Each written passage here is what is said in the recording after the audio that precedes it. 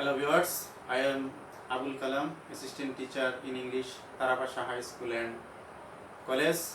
Hope all of you are well. I have also fine. In the last episode, I have discussed about the tag question. In this episode, I also discussing about that topics. So dear students, in the last episode, I have discussed the primarily of take question, অর্থাৎ আমরা প্রথম পর্বে যে take question যেটা নিয়ে আলোচনা করেছিলাম সেটি মানে টেক কোয়েশন কি এবং কীভাবে টেক কোয়েশন করতে হয়। আমরা প্রাথমিকভাবে জেনেছি যে একটা টেক কোয়েশন করতে হলে অর্থাৎ বক্তার বক্তব্য স্টেটমেন্ট যদি অ্যাফার্মেটিভ হয় তাহলে টেক কোয়েশন করতে হয় নেগেটিভ, আর স্টেটমেন্ট যদি নেগেটিভ হয় তাহলে টেক কোয়েশন করতে হয় পজিটিভ অর্থাৎ হাবোধক। আর যদি কোনো স্টেটমেন্টে অক্সিলারি ভার্ব থাকে তাহলে সেটি বসে কীভাবে টেক কোয়েশন করা যায়, বা অক্সিলারি ভার্ব ছাড়া যদি প্রেজেন্ট ইনডিফিনিট টেন্স অথবা পাস্ট ইনডিফিনিট টেন্স থাকে তাহলে সেই টেন্সের ক্ষেত্রে কীভাবে টেক কোয়েশন করতে হয় সেটি আমি আগের পর্বতে করেছিলাম। আজকে আমরা নতুন অন্য দুটি বিষয় নিয়ে আলোচনা করব। তোমরা সবাই মনোযোগ সহকারে আমার ভিডিওটি দেখবে এবং প্রথম থেকে শেষ পর্যন্ত শুনবে। তো ডিয়ার ভিউয়ার্স, আজকে আমরা যে দুটি নিয়মে এখানে কয়েকটি বাক্য মানে I have written 7 sentences following the 2 rules. From 1 to 5 numbers there are 4 sentences are in the same one rule and another 3 sentences are another rules. So dears, follow to the blackboards. Number 1, she needs my help. Number 2, I need a pen. Number 3, you needed a computer. Number 4, they need not worry. So dear students, follow the boards and you have seen after the subject the need bar. অর্থাৎ সাবজেক্টের পরে যদি need বার হিসেবে ব্যবহৃত হয় তাহলে সেটি tense ও person অনুযায়ী ডু এবং ডাস ব্যবহার করতে হয়। তাহলে প্রথম, দ্বিতীয় এবং তৃতীয় সেন্টেন্সে আমরা একই নিয়ম ফলো করেছি, কিন্তু চতুর্থ সেন্টেন্সে এসে দেখা গেছে সাবজেক্টের পরে নিড নট অর্থাৎ নিড ভার্বের সাথে নট লেগে সেটা কনস্ট্রাকশন নিড নট হয়েছে, অর্থাৎ নিড নট নেগেটিভ নিযুক্ত ভার্ব থাকলে শেষের অংশে কিন্তু টেন্স ও পার্সন অনুযায়ী ডু ডাজ বা ডিড দিতে হয় না, অর্থাৎ সেখানে সরাসরি নিড ব্যবহৃত হয়। তাহলে প্রথম থেকে লক্ষ্য করো ডিয়ার স্টুডেন্টস, প্রথম নাম্বার আছে শি নিডস মাই হেল্প। এখন এটা হচ্ছে অ্যাসার্টিভ সেন্টেন্সের প্রেজেন্ট ইনডিফিনিট টেন্স, কারণ সাবজেক্টের পরে ভার্বের সাথে এস বা ইএস আছে। তাহলে আমরা কি করব, এবং স্টেটমেন্ট যুক্ত সেন্টেন্সটি হচ্ছে অ্যাফার্মেটিভ আবোধক। তাহলে এই অংশটা করতে হবে আমাকে টেক কোয়েশন অংশ করতে হবে নেগেটিভ। তাহলে নিডস প্রেজেন্ট ইনডিফিনিট টেন্স, এখানে সাবজেক্ট আছে শি, তাহলে শির সাথে কি হবে ডাজ। তাহলে আমরা দিলাম ডাজন্ট, যেহেতু এটা অ্যাফার্মেটিভ এটাকে নেগেটিভ করতে হবে, তাহলে ডাজ ভার্বের সাথে আমরা নট যোগ করে দিলাম, আর প্রনাউন আছে সি, তাহলে ডাজন্ট সি। তাহলে প্রথমটির আনসার হচ্ছে she needs my help doesn't she. 2 নম্বর সেন্টেন্স হচ্ছে আই নিড এ পেন। এটিও প্রেজেন্ট ইনডিফিনিট টেন্স, অর্থাৎ assertive sentence present indefinite tense, আমার সাবজেক্ট আই, এখানে নিড ভার্ব, তাহলে সেটা ডু এবং ডাজ হবে। তাহলে আমরা জানি সাবজেক্ট আই হলে তার সাথে কোন ভার্ব ব্যবহৃত হয়, ডু ভার্ব ব্যবহৃত হয়, এবং প্রথম অংশটি হচ্ছে অ্যাফার্মেটিভ, এর জন্য টেক কোয়েশন অংশটি হবে নেগেটিভ। তাহলে সাবজেক্ট আছে আই, আই সাথে হবে ডু আর নট লাগিয়ে দিলাম ডোন্ট আই। 3 নম্বর কোয়েশনে ডিয়ার স্টুডেন্ট ফলো করো, you needed a computer. Needed এখানে ভার্ব হচ্ছে পাস্ট ফর্মে আছে, দ্যাট মিন্স পাস্ট ইনডিফিনিট। তাহলে পাস্ট ইনডিফিনিট যদি থাকে তাহলে আমরা কি করব, ডিড ভার্ব দিয়ে টেক কোয়েশন করব। তাহলে এখানে সাবজেক্ট আছে ইউ, তাহলে আমরা কি দিলাম, যেহেতু এটা অ্যাফার্মেটিভ আবোধক তাহলে এটা নাবোধক করতে হবে, আর পাস্ট ফর্ম থাকার কারণে আমরা ডিড দিয়ে টেক কোয়েশন করতে হয়েছে। এখানে আমরা কি দিলাম ডিড এবং তার সাথে নট লাগিয়ে দিলাম, তাহলে ডিড নট, আর সাবজেক্ট আছে ইউ, আমরা ইউ বসিয়ে দিলাম। 4 নম্বর বাক্যে দে নিড নট ওয়ারি, এখানে নিড ভার্বটির সাথে সরাসরি নট যুক্ত হয়ে নেগেটিভ অর্থাৎ নাবোধক হয়েছে, তাইলে অবশ্যই এই অংশটা হাবোধক হবে। কিন্তু এখানে একটা বিষয় আছে, এখানে উপরের তিনটি সেন্টেন্সে নির্যুক্ত অ্যাসার্টিভ সেন্টেন্সে এটা অ্যাফার্মেটিভ অর্থাৎ হাবোধক ছিল, অর্থাৎ স্টেটমেন্টের অংশটি হাবোধক থাকায় চেক কোয়েশনের অংশটি হয়েছে নাবোধক। কিন্তু এখানে নিড ভার্বটির সাথে সরাসরি নট লেগে প্রথম অংশ নাবোধক হওয়ায় দ্বিতীয় অংশ হাবোধক হবে। কিন্তু এখানে নিড এর সাথে নট থাকার কারণে সেখানে সরাসরি টেক কোয়েশনের বেলায় এখানে নিড ওয়ার্ডটি বসাতে হবে, অর্থাৎ নিড বা টেক কোয়েশনে এখানে ডু ডাজ ডিড ফলো করবে না, অর্থাৎ এখানে নিড ব্যবহার করতে হবে। এটি হচ্ছে নিয়ম। কিছু কিছু নিয়ম ব্যতিক্রম আছে, সেটি আমাদেরকে জানতে হবে, শিখতে হবে এবং মনে রাখতে হবে। তাই ডিয়ার আমরা কি বুঝলাম? অর্থাৎ আমরা বুঝলাম যে নিড যুক্ত অ্যাসার্টিভ সেন্টেন্সের বাক্যগুলোকে কিভাবে টেক কোয়েশন করতে হয়। এবার আসি আমরা 5 থেকে 7 নাম্বার যে তিনটি বাক্য আমি লিখেছি সেটি হচ্ছে অন্য একটি রুলের একই নিয়মে। অর্থাৎ আমরা দেখছি প্রথম সেন্টেন্সে নাথিং ইজ কোয়াইট পসিবল, এখানে আমরা সাবজেক্ট পেলাম নাথিং। দ্বিতীয় সেন্টেন্সে আমরা পেলাম everything was favour of me, মানে দ্বিতীয় সেন্টেন্সের সাবজেক্ট পেলাম আমরা এভরিথিং। তৃতীয় সেন্টেন্সে something is better than nothing, অর্থাৎ তৃতীয় সেন্টেন্সে আমরা পেলাম সাবজেক্ট সামথিং। তো ডিয়ার স্টুডেন্টস একটু ফলো করো। অর্থাৎ আগের পর্বে আমরা কিছু বাক্য লিখেছিলাম অ্যাসার্টিভ সেন্টেন্স এবং ইম্পারেটিভ সেন্টেন্সে, সেখানে আমরা লক্ষ্য করেছি প্রথমে সাবজেক্ট এবং পরে ভার্ব পাওয়া যায়। কিন্তু এই ক্ষেত্রে অর্থাৎ 5 থেকে 7 নম্বর যে তিনটি সেন্টেন্স আমি লিখেছি সেখানে সাবজেক্ট সরাসরি আই, উই, শি, উই, ইট, করিম, জামাল এগুলা না হয়ে কিছু ওয়ার্ড হয়েছে। সেই ওয়ার্ডগুলো হচ্ছে নাথিং, এভরিথিং, সামথিং। তখন আমাদেরকে জানতে হবে এই নাথিং, এভরিথিং, সামথিং এই ওয়ার্ডগুলো যদি কোনো সেন্টেন্সের সাবজেক্ট হিসেবে ব্যবহৃত হয় তাহলে এদের পরিবর্তে অর্থাৎ টেক কোয়েশন করার সময় আমরা প্রোনাউন কি ব্যবহার করব।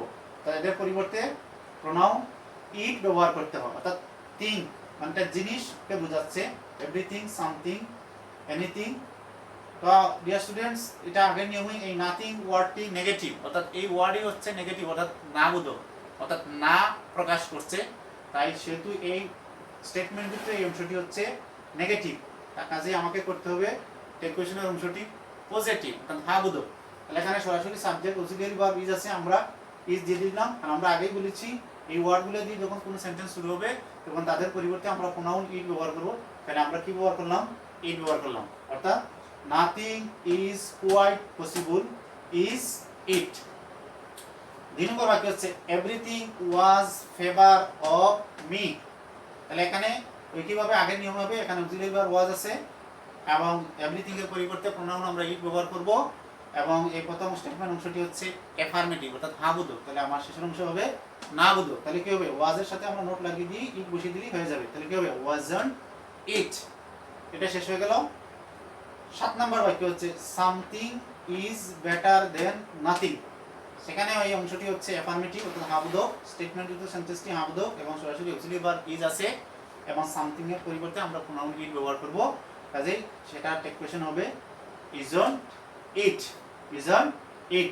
তাহলে আশা করি স্টুডেন্টস, ডিয়ার স্টুডেন্টস, তোমরা ভালো করে এই দুইটার নিয়মের ভিতরে বা নিয়মের আলোকে আমি যে 7টি টেক কোয়েশন সেন্টেন্স তৈরি করে সেটি করলাম মোটামুটি বুঝতে পেরেছো। তোমরা তোমাদের বইয়ের সাথে মিল করে আরও কয়েকটি এক্সারসাইজ নিজেরা করবে এবং এগুলা ফলো করবে, তাহলে এই বিষয় সম্পর্কে তোমার স্বচ্ছ এবং ক্লিয়ার ধারণা থাকবে। আমরা এখন সামনের দিকে একটু আগাই।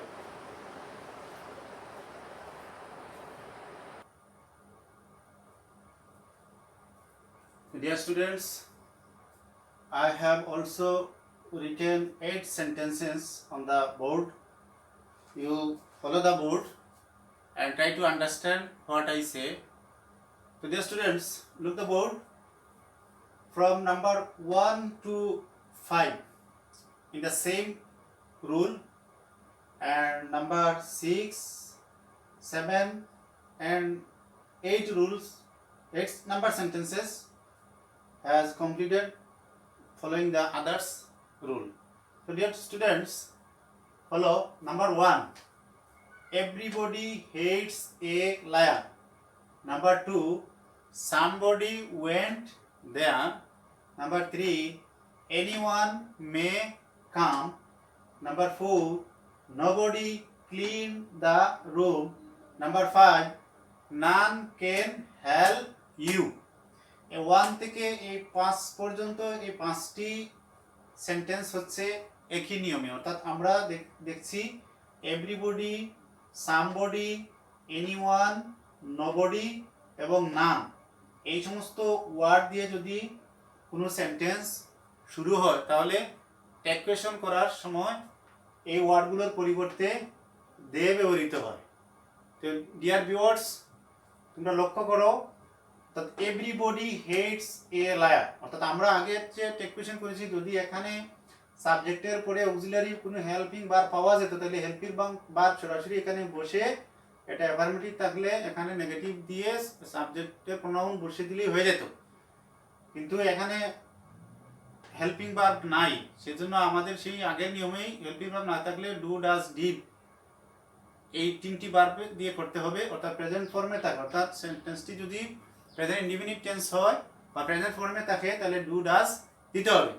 একটা জিনিস লক্ষ্য করো ডিয়ার, যেখানে এভরিবডির সাথে ভার্ব হেডস, অর্থাৎ এভরিবডি বলতে প্রত্যেককে আলাদা আলাদা একজন একজন করে বোঝাচ্ছে, এর জন্য ভার্বের সাথে এস বা ইএস যুক্ত হয়েছে, অর্থাৎ এখানে সাবজেক্ট কিন্তু আলাদা আলাদা যৌথ সবাইকে একসাথে বোঝাচ্ছে না, অর্থাৎ এখানে এভরিবডি বলতে একজন একজন করে প্রত্যেককে আলাদা আলাদাভাবে বোঝানো হয়েছে, কিন্তু এখানে এই এভরিবডির পরিবর্তে যখন আমরা প্রোনাউন দে বসাবো তখন কিন্তু এই দে সাবজেক্ট হওয়ার কারণে সেখানে ডাস ভার্বটি হবে না, সেখানে ডু ভার্ব, কারণ দের সাথে ডাস ভার্ব ব্যবহৃত হয় না, অর্থাৎ ডু ভার্ব দিতে হয়। তাহলে বুঝতে পেরেছো যে এখানে এভরিবডির সাথে হেডস থাকা সত্ত্বেও এখানে দের সাথে কেন ডু হলো, অর্থাৎ এখানে অর্থাৎ এই এভরিবডি ওয়ার্ডটির পরিবর্তে প্রোনাউন দে সাবজেক্ট ব্যবহৃত হওয়ার কারণে সেখানে আমরা ডু ভার্বটি দিতে হয়েছে। যাই হোক, এখন 2 নম্বরে আছি আমরা, সামবডি ওয়েন্ট, অর্থাৎ এভরিবডি, সামবডি, এনিবডি, নোবডি, নান এই ওয়ার্ডগুলো দিয়ে কোনো সেন্টেন্স শুরু হলে এদের পরিবর্তে সাবজেক্ট কিন্তু সবসময় কি বসবে, দে বসবে। দে বসেছে 1 নম্বরে, 2 নম্বরে দে বসেছে, 3 নম্বরে দে বসেছে, 4 নম্বরে দে বসেছে, 5 নম্বরে দে বসেছে, কিন্তু কোনোটা আমরা দেখছি নেগেটিভ, অর্থাৎ নাবোধক ট্যাগ কোয়েশন আছে, কোন দিকে আমরা, অর্থাৎ এই দুই সেন্টেন্সে আমরা অ্যাফার্মেটিভ অর্থাৎ হ্যাঁ বোধক ট্যাগ কোয়েশন দিচ্ছি। ওটা কেন হলো সেটা আমি বুঝিয়ে দিচ্ছি। তাহলে 2 নম্বর সেন্টেন্সে সামবডি ওয়েন্ট, তাহলে দেখো ডিয়ার ভিউয়ার্স, ওয়েন্ট এখানে আছে ভার্বের কোন ফর্ম, পাস্ট ফর্ম। তাহলে আমরা আগেই বলেছি পাস্ট ফর্ম হলে কি দিয়ে করতে হয়, ডিড দিয়ে করতে হয়, এবং এই অংশটা হচ্ছে স্টেটমেন্টের অংশটি হচ্ছে হ্যাঁ বোধক, তাহলে এটাকে না বোধক, তাহলে আমরা দিলাম ডিড এবং তার সাথে নট দিলাম, ডিড নট, আর সামবডির পরিবর্তে সাবজেক্ট দিয়ে বসে আমরা ডিড নট বসিয়ে দিলাম। নাম্বার 3, এনিওয়ান মে কাম, এখানে ডিয়ার ভিউয়ার্স লক্ষ্য করো, অর্থাৎ সাবজেক্টের পরেই মে ভার্ব, অর্থাৎ অক্সিলারি ভার্ব, এটা হেল্পিং অপারেটর ভার্ব বলা হয় থাকে। অর্থাৎ আমি আগেই বলেছি যদি আমরা কোনো হেল্পিং ভার্ব সাবজেক্টের পরে পেয়ে যাই তাহলে ভার্বটি আমরা সরাসরি বসিয়ে নিব। তাহলে আমরা মে ভার্বটি সরাসরি বসিয়ে নিলাম, আর যেহেতু এই অংশটা হচ্ছে হ্যাঁ বোধক তাহলে আমার এই অংশটা করতে হবে না বোধক, আমরা তার সাথে নট দিয়ে দিলাম, তাহলে হবে কি মেয়ন, আর এনিওয়ানের পরিবর্তে আমরা দিয়ে দিলাম, তাহলে কি হচ্ছে মেয়ন দে। এবার আবার একটু লক্ষ্য করো ব্যতিক্রম, 4 নম্বর, নোবডি ক্লিনড দ্য রুম। এই নোবডি ওয়ার্ড থাকার কারণে এটার প্রোনাউন অর্থাৎ সাবজেক্ট আমরা কি দিব, দে, কিন্তু নোবডি ওয়ার্ডটা হচ্ছে কোন ফর্ম না, মানে এটা হাবুদক না নাবুদক, এটা আমাদেরকে বুঝতে হবে। কিছু কিছু ওয়ার্ড আছে যেগুলোর সাথে নট না থাকলেও সেটি কি হয়, নাবুদক প্রকাশ করে, যেমন নোবডি কখনো না, সেটা হচ্ছে নাবুদক, অর্থাৎ এই ওয়ার্ডের ভিতরেই না কথাটা সংযুক্ত আছে, তাই পুরো এই স্টেটমেন্টের অংশটি হচ্ছে নেগেটিভ, সেজন্য আমার এই অংশ করতে হবে কি পজিটিভ। তাহলে আমাকে দেখতে হবে এটা ভার্ব কোন ফর্মে আছে, অর্থাৎ ভার্ব আছে পাস্ট ফর্মে ক্লিন, তাহলে আমরা কি দিব, ডিড, আমরা দিলাম ডিড, আর যেহেতু এই অংশ আছে নেগেটিভে আমরা এই অংশ করে নিব পজিটিভ, অর্থাৎ হাবুদক করে নিব, তাহলে কি হবে দে, অর্থাৎ did they, nobody clean the room, did দে।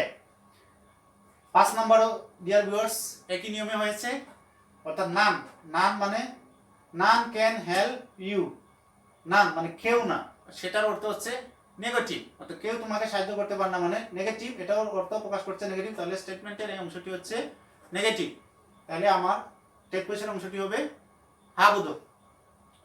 এখন এখানে সরাসরি নানের পরে ভার্ব আছে, হেল্পিং ভার্ব আছে, অক্সিলিয়ারি ভার্ব আছে, আমরা ক্যান ভার্বটি বসিয়ে দিলাম। আর যেহেতু এই অংশ নেগেটিভ, এই জন্য এখানে নট বসবে না, সরাসরি আমরা কি দিয়ে দিলাম, নানের পরিবর্তে প্রোনাউন দিয়ে সাবজেক্ট হিসেবে আমরা ব্যবহার করলাম। তাহলে ডিয়ার তোমরা বুঝেছো? অর্থাৎ আমাকে ফলো করতে হবে বা তোমাদেরকে ভালো করে বুঝতে হবে যে এই ওয়ার্ডগুলো, অর্থাৎ এভরিবডি, সামবডি, এনিওয়ান, নোবডি, নাম, এই ওয়ার্ড দিয়ে যদি কোনো সেন্টেন্স শুরু হয় তাহলে তাদের পরিবর্তে আমরা সাবজেক্ট প্রোনাউন দিয়ে ব্যবহৃত করব। আর আগের নিয়মই হবে, অর্থাৎ অক্সিলিয়ারি ভার্ব থাকলে অক্সিলিয়ারি ভার্বটা বসে যাবে, আর অক্সিলিয়ারি ভার্ব যদি না থাকে তাহলে আমরা ডু ডাজ ডিড দিয়ে করব। আর কিছু ওয়ার্ড আমরা যেটা দেখেছি, নবডি নাম থাকলে সেটা না বোধকের অংশে পড়ে যায়, আমরা টেকুয়েশন অংশ হাবদক করব। এই হচ্ছে ভিউয়ার্স একটু ব্যতিক্রম। আসলে ব্যতিক্রম বলতে তেমন একটু বড় ধরনের কোনো ব্যতিক্রম না, অর্থাৎ তোমরা একটু চিন্তা করলে, একটু খেয়াল করলে, আত্মস্থ করলে, এই বাক্যগুলো ফলো করলে, এবং তোমার বইয়ে আরো অনেক অনেক বাক্য দেওয়া আছে, এগুলো ফলো করলে এগুলো তোমার ক্লিয়ার হয়ে যাবে। এখন ডিয়ার ভিউয়ার্স আমরা আছি 6 নম্বরে, অর্থাৎ 6 নম্বরে আমি লিখেছি all of us attended here. তো ডিয়ার ভিউয়ার্স এখানে সবচেয়ে বড় কথা হচ্ছে, অর্থাৎ বেশিরভাগই আমরা আগে যে নিয়মগুলো বলেছি তোমাদেরকে, যে টেকুয়েশন কিভাবে করতে হয়, সকল নিয়ম প্রত্যেক সেন্টেন্সের বেলায় প্রযোজ্য, কিন্তু কিছু কিছু ওয়ার্ড ব্যতিক্রম, কিছু ওয়ার্ড যে সেন্টেন্স শুরু হলে, অর্থাৎ সাবজেক্টের ভিন্নতার কারণে আমাদের ওই টেকুয়েশনের প্রোনাউনটা আমাদের একটু ভিন্নতা চেঞ্জ আসে। যেমন এক্ষেত্রে দেখো তোমরা অল অফ আস দিয়ে যদি কোনো বাক্য শুরু হয়, তো এখানে অল অফ আস, আমি একটি বাক্য এখানে লিখে দেখিয়েছি, এখানে আরো আছে, যেমন আমরা এখানে সাবজেক্ট হিসেবে most of us, a few of us, এভাবে আমরা লিখতে পারি। মোস্ট অফ আস মানে অনেকগুলো বাক্য তৈরি করা যায় যে এইভাবে, অল অফ আস দিয়ে, মোস্ট অফ আস। তা এই কথা হচ্ছে মানে এই অল অফ আস এই ওয়ার্ডগুলো দিয়ে যদি কোনো সেন্টেন্স শুরু হয় তাহলে তাদের পরিবর্তে টেকুয়েশনে আমরা প্রোনাউন কি ব্যবহার করব সেটি আমার জানলেই এই বাক্যের আনসার আমরা করতে পারবো। আর বাকিগুলো আগের নিয়মে, অর্থাৎ যদি এখানে অক্সিলিয়ারি ভার্ব থাকে তাহলে আমরা অক্সিলিয়ারি বসে নিব, অক্সিলিয়ারি ভার্ব যদি না থাকে তাহলে আমরা ডু ডাজ ডি দিয়ে দিব, আর এই অংশ নেগেটিভ তাহলে এই অংশ, অর্থাৎ এগুলা হচ্ছে প্রত্যেক সেন্টেন্সের বেলায় প্রযোজ্য। শুধু এই ক্ষেত্রে এসে আমাকে নতুন করে শিখতে হবে যে অল অফ আস থাকলে আমি বা আমরা কি সাবজেক্ট বসাবো, অর্থাৎ এই সাবজেক্টের পরিবর্তে প্রোনাউন আমরা কি বসাবো সেটি আমার শিকার হচ্ছে নতুন বিষয়। তাহলে ডিয়ার ভিউয়ার্স এখানে দেখো আস, আসটা হচ্ছে উই সাবজেক্টের অবজেক্টিভ ফর্ম। তাহলে আমরা এখানে যে অবজেক্টিভ যে ফর্মটা থাকবে এটার সাবজেক্টই হচ্ছে এই টেকুয়েশনের সাবজেক্ট। অর্থাৎ এইভাবে যতটি বাক্য থাকবে তোমরা ফলো রাখবে যে এখানকার অবজেক্টিভ ফর্মটা কোন সাবজেক্টের অবজেক্টিভ, অর্থাৎ যে সাবজেক্টের অবজেক্টিভ ফর্ম আসে সেই সাবজেক্টই হবে আমার টেকুয়েশনের সাবজেক্ট। বুঝতে পেরেছো ভিউয়ার্স? আবার একটু লক্ষ্য করো, অর্থাৎ এখানে আমি একটি বাক্য দেখিয়েছি যে অল অফ আস মানে আমাদের সবাই, এখানে আমরা যদি মোস্ট অফ আস মানে আমাদের বেশিরভাগই, সেক্ষেত্রেও সাবজেক্ট উই হবে। আমরা যেভাবে বলি যে মেনি অফ আস মানে আমাদের অনেকেই, সেক্ষেত্রেও সাবজেক্ট কি হবে, উই হবে। অর্থাৎ এখানে আগে যাই হোক শেষে যখন আস থাকবে সেক্ষেত্রে আমরা কি বসাবো, সাবজেক্ট উই বসাবো। তাহলে বুঝতে পারছি ভিউয়ার্স এখানে উই কিভাবে পেলাম, এই যে অল অফ আস, অর্থাৎ এটাকে দেখে আমরা বের করব। তো ভিউয়ার্স এটা হচ্ছে অন্য একটি রুলে আমি একটি মাত্র বাক্য দেখিয়ে দিয়েছি, আরো 2-3টি বাক্য তোমরা প্র্যাকটিস করবে এভাবে, এই একই নিয়মে হবে। 6 নম্বরে দেখো most of them did the work. Viewers একত্রে একটি লক্ষ্য করে, এখানে সাবজেক্ট হচ্ছে মোস্ট অফ দেম, এতটুকু পর্যন্ত।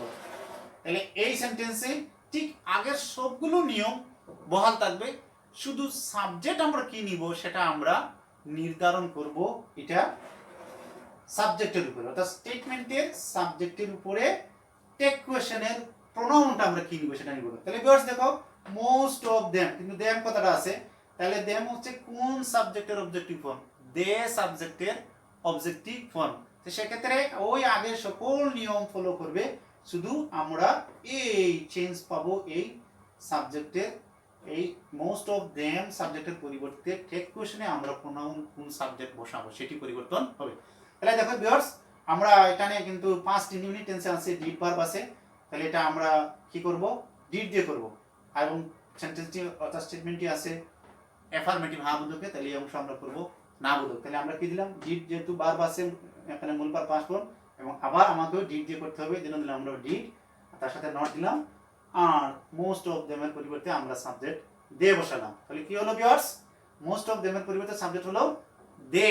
এখানে আমি একটি বাক্য দেখিয়েছি, এই বাক্যকে ফলো করে তোমরা আরো 3-4টি বাক্য তৈরি করবে। যেমন কিভাবে লিখবে, এখন দেখো এখানে মোস্ট অফ আস, এখানে আমরা দেখতে পারি যে many of them, most of them, sorry most of them, আমরা এখানে বলতে পারি মেনি অফ দেম। আর এইভাবে আমরা চেঞ্জ করে বাক্য লিখতে পারি। তাহলে তোমরা ফলো করবে যে এই ওয়ার্ড, অর্থাৎ এই ওয়ার্ডটি কোন সাবজেক্টের অবজেক্টিভ ফর্ম, যে সাবজেক্টের অবজেক্টিভ ফর্ম সেই সাবজেক্টটি আমরা এই জায়গায় সরাসরি বসিয়ে দিলে আমাদের উত্তরটি সঠিক হয়ে যায়। এবার ভিউয়ার্স চলে আসো আমরা 8 নম্বর সেন্টেন্সে। দেখো সাম অফ ইউ মেড মিস্টেক। তো ভিউয়ার্স এই উপরের 6 নম্বর এবং 7 নম্বর বাক্য যেভাবে করেছি, এই 8 নম্বর বাক্য কিভাবে একই নিয়মে জাস্ট খালি তার সাবজেক্ট পরিবর্তন হবে। এখানে আছে সাম অফ ইউ, এই ইউ টা কার, মানে ইউ এর অবজেক্টিভ ফর্ম, সাবজেক্টিভ ফর্মও ইউ, অবজেক্টিভ ফর্মও ইউ। তাহলে যেহেতু এখানে ইউ সাবজেক্টিভ ফর্ম এবং অবজেক্টিভ ফর্ম, তাহলে এটা কি হবে, প্রোনাউন সাবজেক্ট হবে ইউ। তাহলে দেখো ভিউয়ার্স, এটা অক্সিলারি ভার্ব নাই এবং সেটা মূল ভার্ব এখানে মেইড আছে, অর্থাৎ পাস্ট ফর্ম। তাহলে আমাকে কি করতে হবে, ডিড দিয়ে করতে হবে, এবং এই অংশটা হচ্ছে স্টেটমেন্টের অংশটি হচ্ছে পজিটিভ, অর্থাৎ অ্যাফার্মেটিভ নাবোধক। তাই এখানে আমরা করতে হবে নাবোধক। তাহলে আমরা কি করব, ডিড, অর্থাৎ মেইড পাস্ট ফর্ম, তাহলে আমরা ডিড দিলাম এবং তার সাথে নট দিলাম, আর এখানে সাবজেক্ট আমরা ইউ। যেহেতু ইউটা হচ্ছে ইউ সাবজেক্টের অবজেক্টিভ ফর্ম ইউ, এখানে ইউটা হচ্ছে অবজেক্টিভ ফর্ম, তাই এখানে কিন্তু এটা ইউ এর subjective form you, objective form you, তাই আমরা এটার পরিবর্তে আমরা সাবজেক্টিভ নিলাম ইউ। তাহলে কি হলো, ডিডন্ট ইউ। তাহলে আশা করি ভিউয়ার্স আজকের এই এপিসোডে, অর্থাৎ এই পর্বে আমরা যে টেক কোয়েশ্চেনের যে কয়েকটি গুরুত্বপূর্ণ রুল সম্পর্কে আলোচনা করেছি, আশা করি তোমরা মোটামুটি অনেকগুলো বুঝতে পারবে, এবং কোনো সমস্যা অসুবিধা হলে তোমরা আমাদের সাথে যোগাযোগ করিও। আর বিশেষ করে এই যে আমাদের স্কুলের কিছু শিক্ষকরা এবং আরও অন্যান্য স্কুলের শিক্ষকরা অনলাইন ক্লাস নিচ্ছেন এবং ভিডিওগুলো আপলোড করছেন, আমার অনুরোধ রইল তোমাদের প্রতি, ওই ভিডিওগুলো তোমরা ডাউনলোড করে অথবা সরাসরি ইউটিউবে দেখলে এবং খাতায় নোট করে করে তোমরা লিখবে, তাহলে তোমাদের পড়ার যে স্পিরিট বা ধারাবাহিকতা সেটা জব্দ হবে না, অর্থাৎ মরিচা ধরবে না, অর্থাৎ তোমাদের পড়াটা কি থাকবে, মানে চলমান থাকবে। আর আশা করি সরকার এবং আমাদের শিক্ষকরা যে আত্মপ্রচেষ্টা নিয়ে অনলাইন ক্লাসের মাধ্যমে শিক্ষার্থীদের শিক্ষা ব্যবস্থাকে সামনের দিকে এগিয়ে নিয়ে যাওয়ার জন্য যে চেষ্টা করছে, তোমরা তাদের সাথে একাত্মতা ঘোষণা করে এবং ক্লাস করে এবং ভালো একটা এই পরিস্থিতি শেষে পরীক্ষা অংশগ্রহণ করে ভালো পরীক্ষা দিয়ে ভালো মানের কৃতিত্ব অর্জন করে তোমরাও তোমাদের এই কৃতিত্ব বা মেধাকে দেখিয়ে দিবে সরকারকে এবং শিক্ষকদেরকে যে আমরাও আপনাদের সাথে একত্রতা হয়ে ক্লাস করেছি, বুঝেছি। এই অনুরোধ রইল। আজকে আমাদের টেক কোয়েশ্চেনের ক্লাসটি এখানেই শেষ। সবাইকে ধন্যবাদ।